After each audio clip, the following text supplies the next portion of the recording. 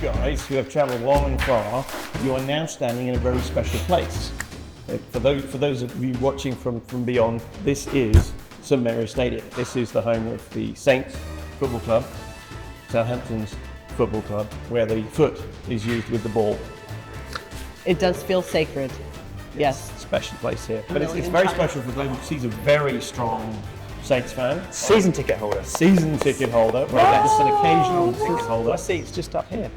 Season ticket holder, you see. So this is important. The other reason we're here is because more than once we've held our Superyacht Charities Spring Ball, our annual Superyacht Charities Ball, upstairs, 2 floors above us, in the Shannon Suite, where we can just about squeeze in 510 to 520 people.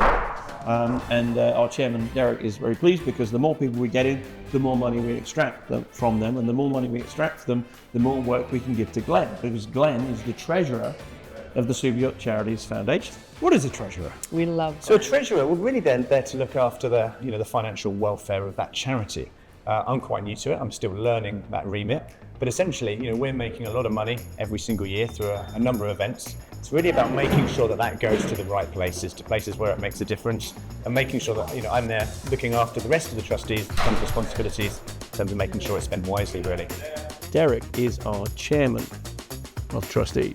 I am. He's the HMFIC, the head melon farmer in charge. Can you take us back to the beginning and how we ended up doing all this? Right, so 5 years ago, 3 of us sat in a bar, myself, Kerry and Vanessa, and we decided to have a party, pre-med party, which was what the first ball was. It was a pre-med ball. And then we decided that we needed a lot of help from some very, very good people. And we called on Ken, and David was one of our original trustees. We had an amazing ball. We raised £27,000 Something like that. Sale for Cancer.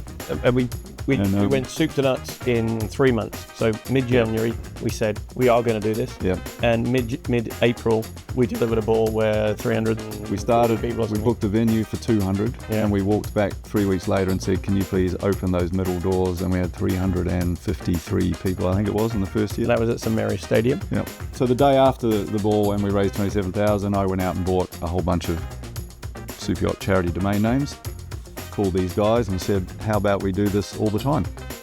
And they stupidly voted me as the chairman because I did that, and since then we've been growing. Liam is one of our second round of trustees. We originally formed with 5. One of them stepped down. We always wanted to have an odd number rather than a number of odd people, and that is so that we can always have a vote and it never be hung. Ambassadors to the charity are those who help us and those who act as a voice for us. And the purpose of the charitable foundation is to raise money for very small charities that find it difficult to raise money for themselves. We only give money to charities that are volunteer driven, that are 95% of the money is going to the thing that they do, that are not receiving any government funding, and are connected in some way to our yachting industry.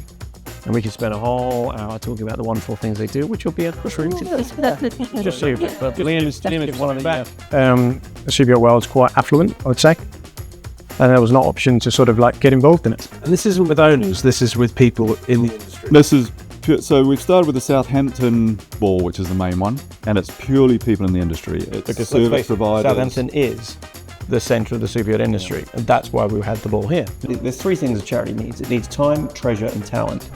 And the time that people give is incredibly valued. The talent that people use to be creative and make things happen, but ultimately it's the treasure that we can then give, or we give it to the treasurer first, and then the treasurer then deploys it off with consultation with the trustees.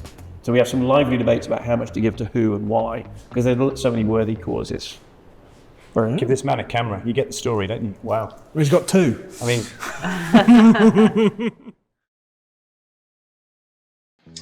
Hello, it's Ed Taylor here from Superyacht Charities. I'm here with my fellow trustees today, -1 of course, Derek Munro.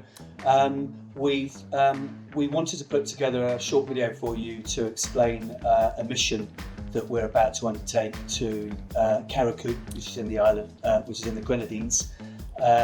and to give you more information about why we're going and what the mission's about. So in order to do that, I'd like to ask Ken a question. Why Carriacou?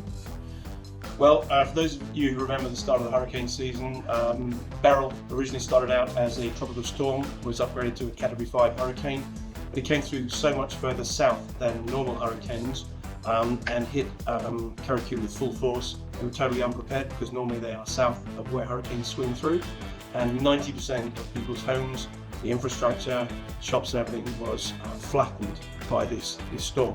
We pledged £20,000 of cash for causes money, but we think we need to go further, and that's why we're putting this whole mission together, including a GoFundMe page. More of that later. But my question is for you, Glenn. What are we hoping to achieve when we get there? Yeah, good question, Ken. And I think, as you alluded to, 90% of the island's been destroyed by this hurricane. So our main focus really is on economic recovery, is to help these guys. It's not about so much relief, it's about helping them to get back on their feet. It's really supporting them to get the businesses up and running again, ready for the season, the yachting season ahead.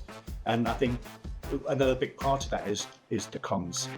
They don't have a comms infrastructure at the moment in place, so we are working with some of those companies that we've been fortunate enough to work with at Superyacht Charities that will be helping us to supply some important equipment so that we can get that embedded into the local infrastructure. Since the hurricane hit, there's been a lot of relief, but there is a very short window before the tourism season starts, which is probably going to be end of September. So we need to get out there with our PPE, with our kit, to help as much as we can before that season starts. And that's why we've got to get out there in the next few weeks. So spread the word, get to the GoFundMe page, jump onto the website. Loads of ways you can help us. Thanks, everyone. Coming up in Chapter 8, we visit with Steve Laurie to discuss what is involved in insuring a superyacht, and it turns out it's a lot of paperwork. Join us next time on Between Two Yetis on tour.